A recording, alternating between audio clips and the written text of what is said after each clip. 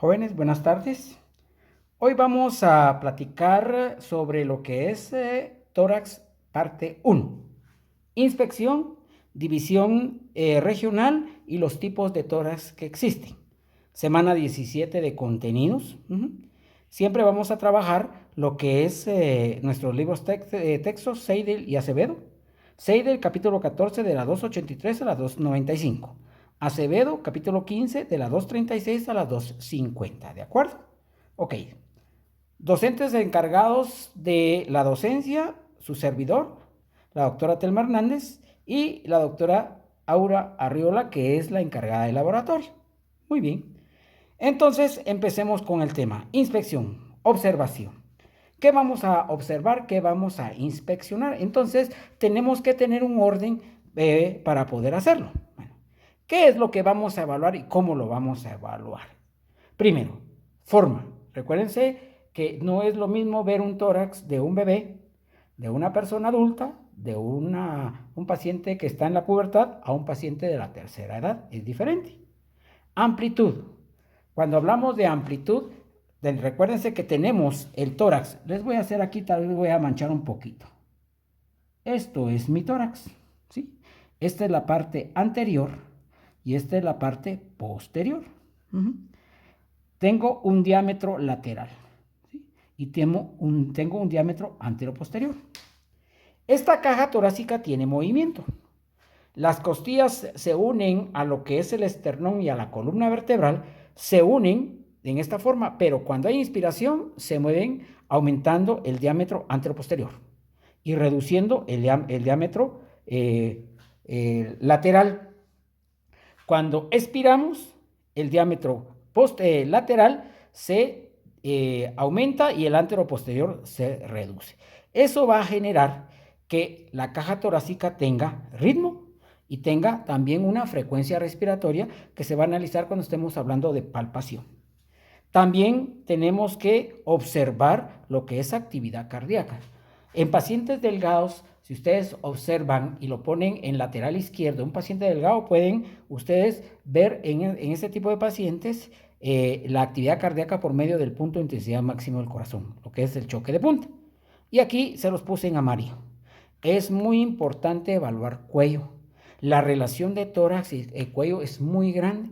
Recuérdense que hay vasos sanguíneos, pasa lo que es tráquea, esófago, entonces pueden haber signos, pueden haber síntomas relacionados con tórax a nivel de cuello y también axila, tenemos que analizarlo. Bueno, ¿cómo vamos a evaluar? Primero, características para evaluar tórax. Podemos evaluarlo en mi paciente sentado, en mi paciente acostado o inclusive el paciente de pie.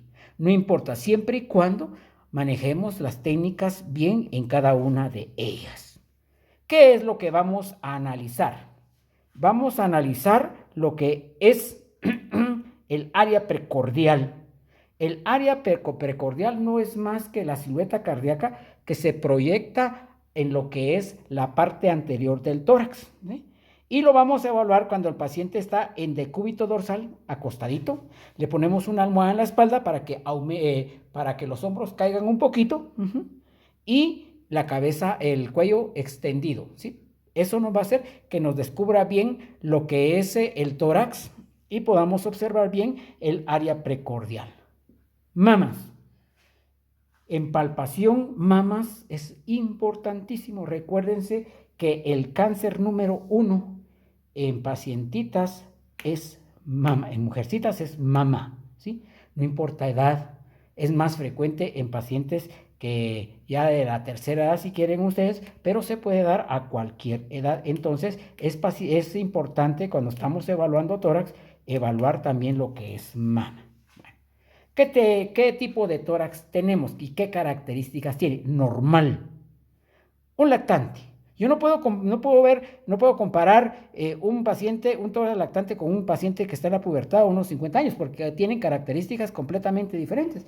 En un lactante el tórax es corto, redondito, y es raro que se observen lo que es su parrilla costal, porque son bien gorditos. En la pubertad son planos y como ya están en la pubertad, ahí van a haber diferencias entre el sexo masculino y el sexo femenino. Y pacientes de la tercera edad que debido a la edad se empiezan a consumir lo que es músculos, lo que es el tejido celular subcutáneo y se vuelven pacientes, ¿cómo se llama? Tórax que tienen el diámetro anteroposterior un poquito aumentado. ¿Mm? Bueno, los tórax no son simétricos, ¿sí? ¿Ya?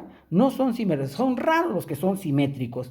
Si yo soy diestro, yo soy derecho, por tener más movimiento del lado derecho, órgano que se utiliza se atrofia, dice órgano que no se utiliza se atrofia, entonces, y órgano que se utiliza mucho se hipertrofia, yo voy a tener que mi lado derecho, por ser derecho, va a tener un poquito de más masa muscular, y eso va a ser la diferencia entre el lado derecho y el lado izquierdo. Y los pacientes que son zurdos, que son izquierdos, van a tener un poquito más desarrollado lo que es su lado izquierdo. Me interesa lo que platicábamos hace un momentito, los diámetros, porque a partir de los diámetros nosotros podemos evaluar una gran cantidad de problemas a nivel de tórax. Tengo el diámetro anteroposterior y el diámetro transversal o lateral, si quieren llamarlos también. Bueno, estos diámetros me van a servir de referencia, por ejemplo, para evaluar un paciente delgado, un paciente que se le conoce como asténico o ectomorfo. Normal, esos son normales. Un paciente delgado normal tiene la característica que sus regiones infraclaviculares están deprimidas. Vean acá. Se observan bien las clavículas. En los pacientes delgados normales se observan bien sus clavículas. Además de eso, de observar sus clavículas, aparentemente dice un alargamiento vertical.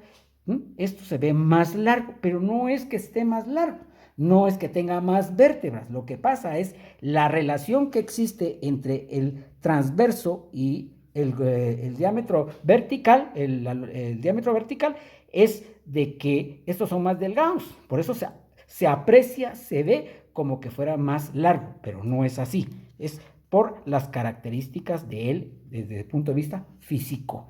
Esto es un paciente delgado normal, porque vamos a ver pacientes delgados, pero ya con problemas patológicos y ya les vamos a llamar de otra forma. El pícnico. ¿Qué es un paciente pícnico? Un gordito. Ahí estamos la gran mayoría de nosotros. Son pacientes que comen mucha comida chatarra y no hacen ejercicio. ¿Y qué características tiene? Se le ponen robusto para no poner otra palabra. El diámetro anteroposterior está aumentado y el ángulo epigástrico es obtuso, es hacia afuera. Lógica. En el caso de los pacientes que son asténicos, el ángulo epigástrico es agudo.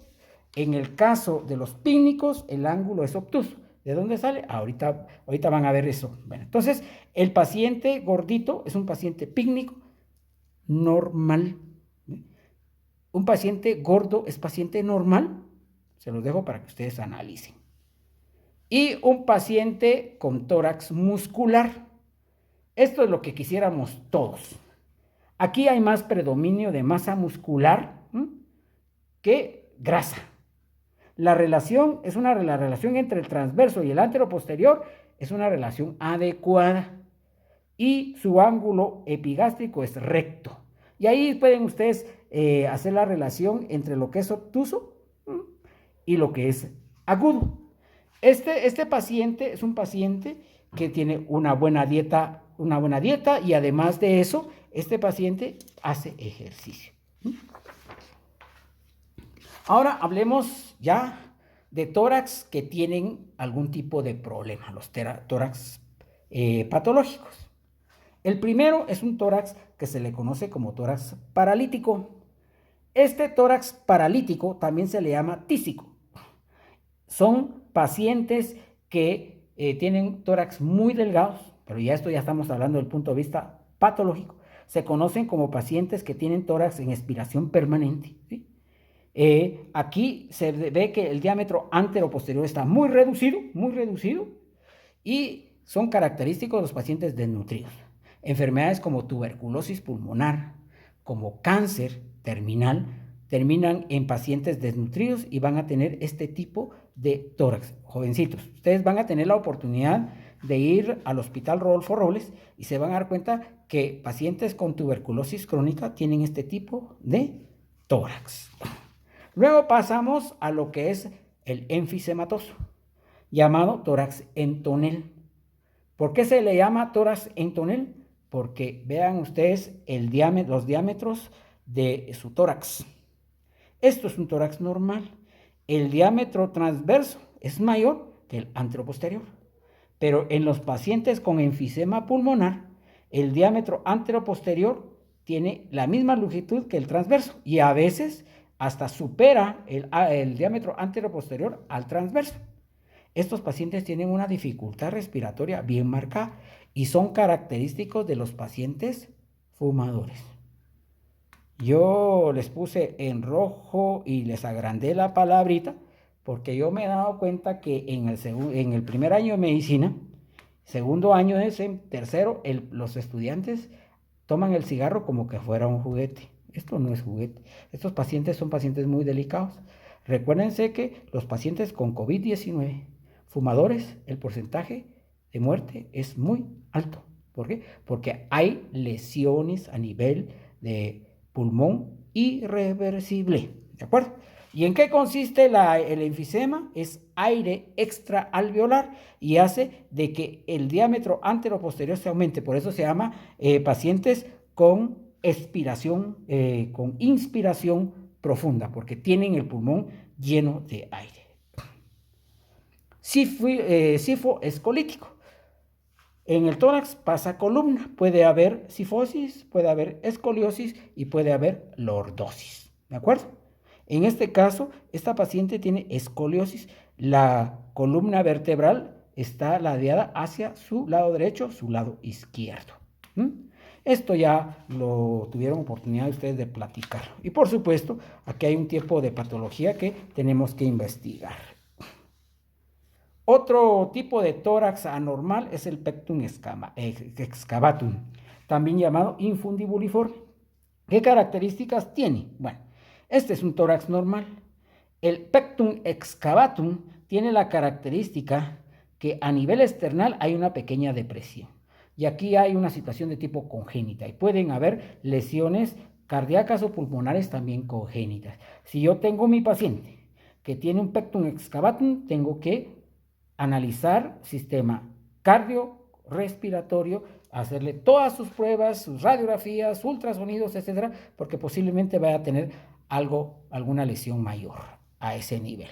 Lo mismo que pasa con el tórax carinado, pecho de paloma, solo que es al revés. En el de arriba había una depresión, aquí hay una prominencia, ¿sí? Es un tórax también congénito que va a tener posiblemente problemas a nivel de lo que es el sistema cardiopulmonar. Bueno, ahora vamos a pasar a lo que es la región precordial. Cuando hablamos de región precordial, estamos hablando de la silueta cardíaca que se forma en la pared de tórax anterior y los límites son, según Acevedo, segundo espacio intercostal, línea paraesternal derecha. Segundo espacio intercostal, línea paraesternal izquierda. Apófisis xifoides. Y cuarto, quinto espacio intercostal, línea medio clavicular del hemitórax izquierdo. Bueno, ¿por qué hago este comentario?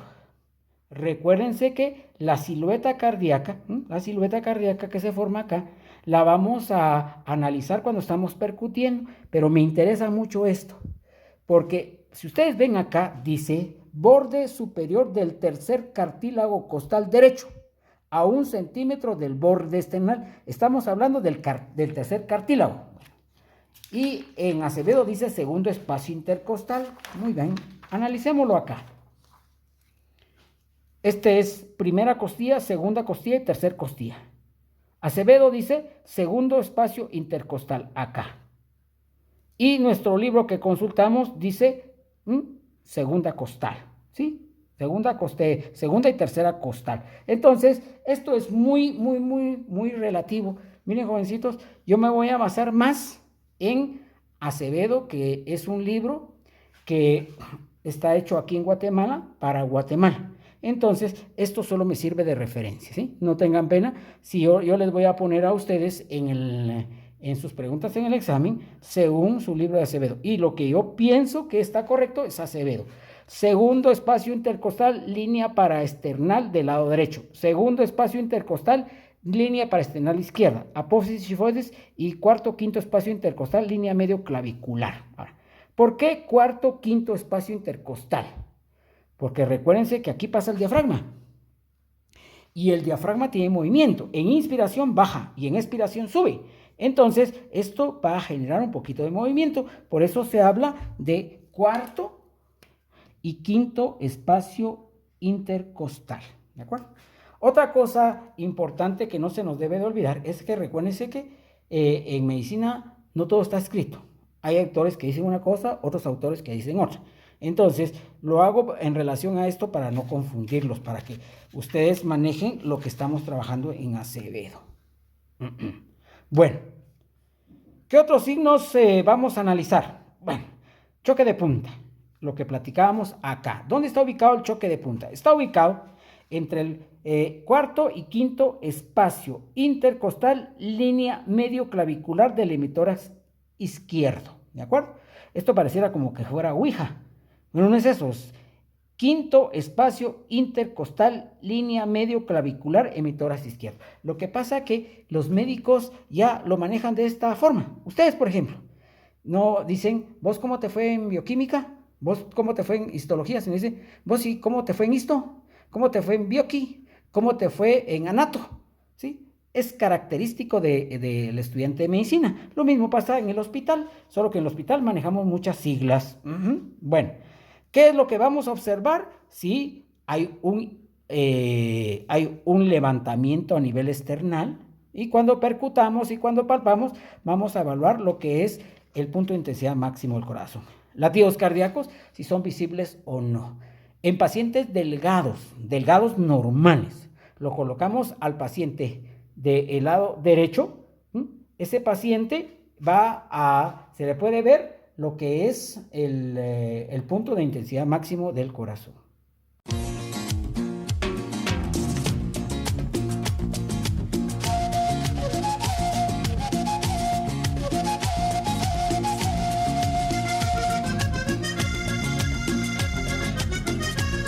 Acordate, Moralito, de que el día que estuviste en Urumita y no quisiste hacer parranda,